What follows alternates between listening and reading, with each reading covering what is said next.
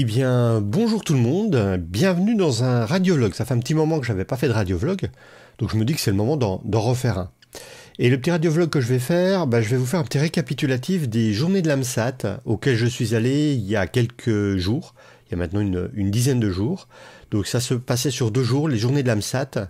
Et comme l'an dernier c'était d'ailleurs la première fois que je faisais une vidéo en dehors de la maison. Là j'ai juste filmé un petit peu quelques infos sur des conférences. Et j'en ai profité également pour faire des interviews. Alors les interviews viendront plus tard, parce que ça pourra faire l'objet de vidéos à part entière, mais j'ai fait en gros 3 interviews que je vous présenterai un petit peu plus tard sur la chaîne.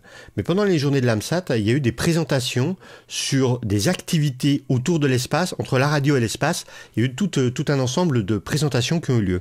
Et dans ces présentations, j'ai choisi de vous en présenter quelques-unes. Je vais pas toutes vous les présenter parce qu'à ce moment-là, déjà, la vidéo ferait 2 heures, ce serait pas forcément très intéressant. Et surtout, les conférences, vous pourrez aller les voir, elles sont en ligne sur la chaîne YouTube de l'Electrolab, puisque les journées de l'AMSAT se passaient à Nanterre, à l'Electrolab.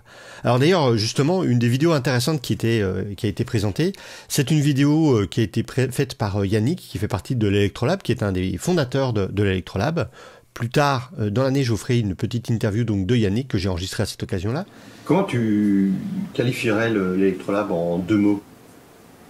C'est un espace culturel. Espace culturel. C'est un espace culturel, ouais. Mais l'Electrolab, qu'est-ce que c'est? L'Electrolab, c'est un lieu culturel industriel. C'est comme ça que c'est un petit peu défini. En tout cas, j'aime bien cette définition, puisque c'est un grand lieu. C'est dans un grand, j'allais dire hangar, c'est pas vraiment un hangar, un grand bâtiment. Il y a à peu près 1500 mètres carrés d'espace à l'Electrolab. Ça se situe à Nanterre.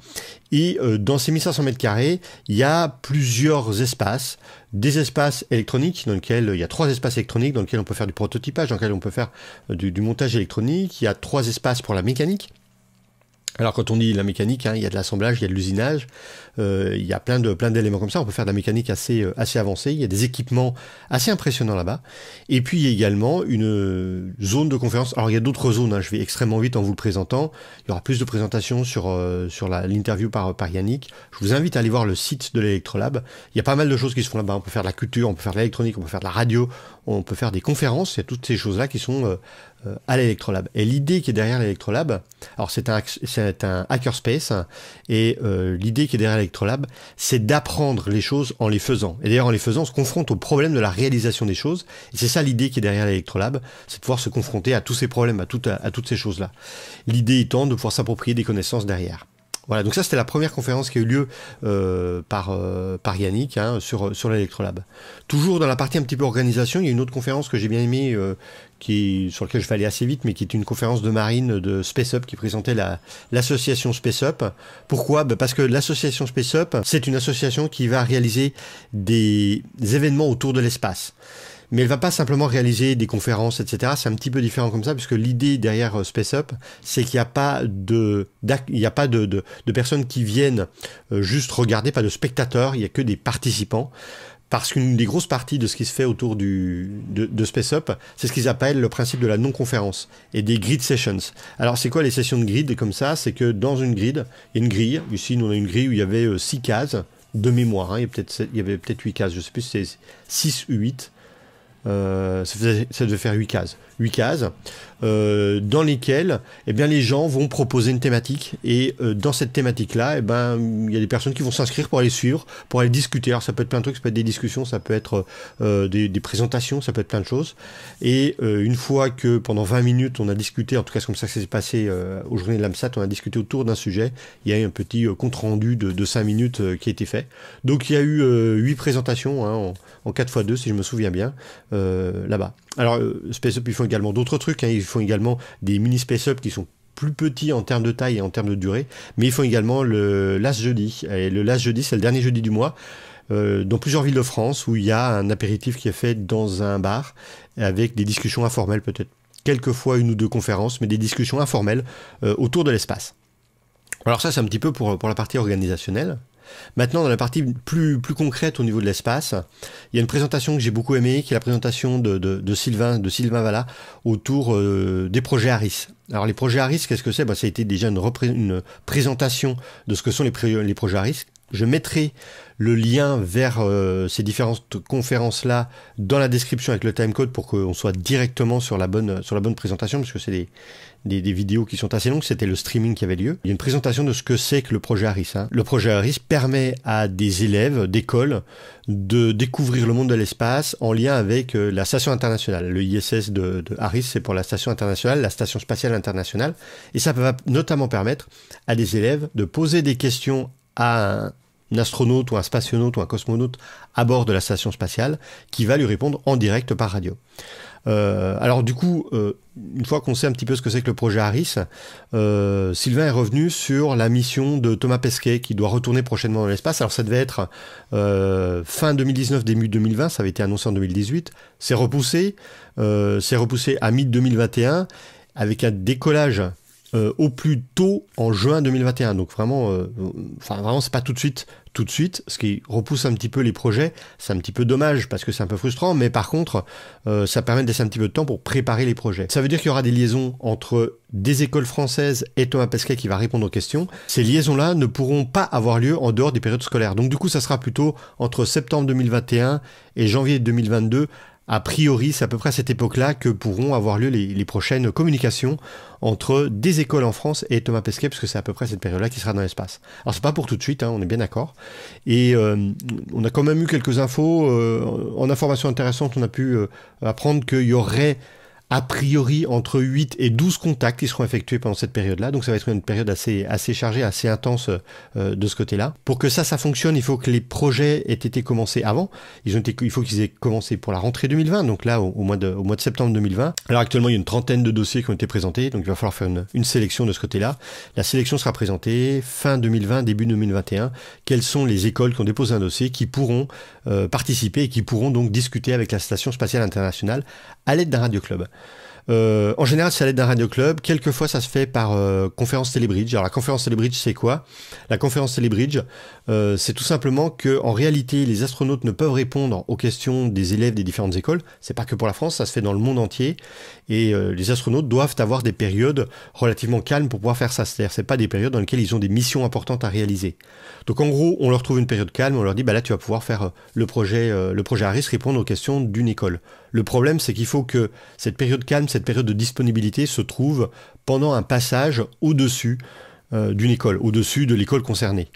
Alors en général, on essaie de s'arranger pour que ça fonctionne, c'est pas toujours le cas. Quelquefois, il y a des périodes calmes, les astronautes peuvent répondre à des questions d'école aux États-Unis pendant que la station spatiale est au-dessus de la France ou au-dessus de l'Europe.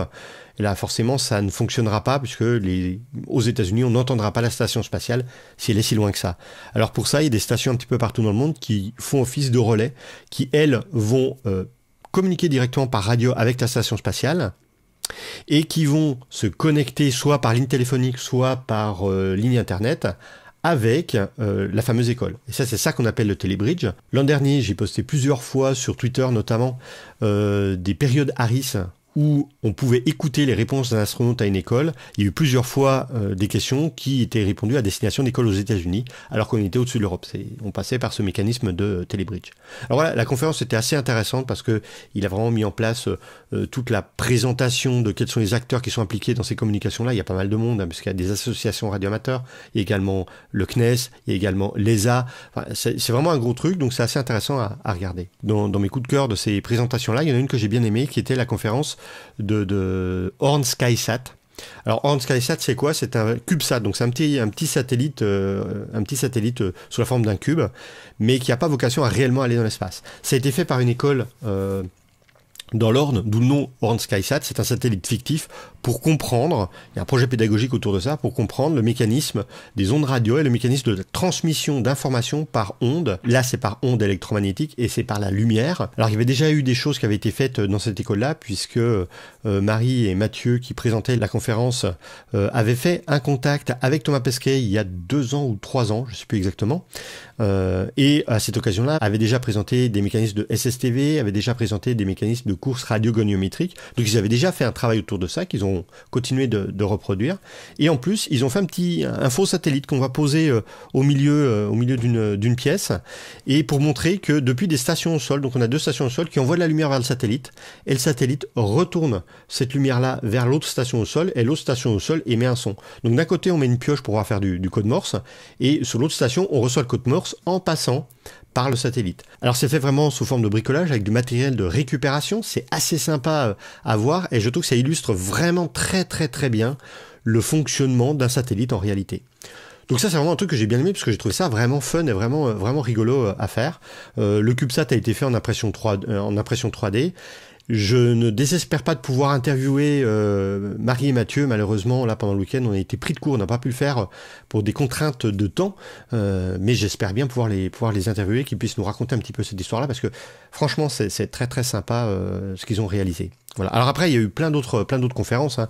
Il y a eu des conférences sur le réseau SatNog, qui est un réseau de stations de réception de satellites, dont tout le monde peut participer. Hein. Il suffit d'avoir une petite antenne, une petite clé SDR, un Raspberry Pi, on branche ça dans le fond du jardin, on se connecte à Internet et hop, on fait partie du réseau. Ça va beaucoup plus loin que ça dans la présentation. Il va également sur des stations avec des mécanismes de poursuite de satellites et compagnie. Il y a eu une présentation que j'ai beaucoup aimée également par F5UI qui nous a présenté les communications par le satellite radioamateur satellite géostationnaire qui s'appelle QO100.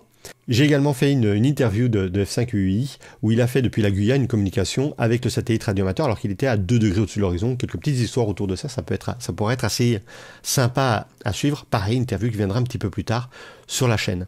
Et puis plein d'autres présentations sur des cartes de contrôle satellites au niveau de la radio, des présentations sur différentes idées d'exploration autour des satellites radioamateurs. Voilà. Alors ça, c'est un rapide petit condensé de ce qui a pu se passer pendant ce week-end-là. Donc, je mettrai les vidéos avec les différents timecodes dans la description de cette vidéo. Et puis moi, je vais continuer pendant cette période de confinement à faire des vidéos, à faire des live streams.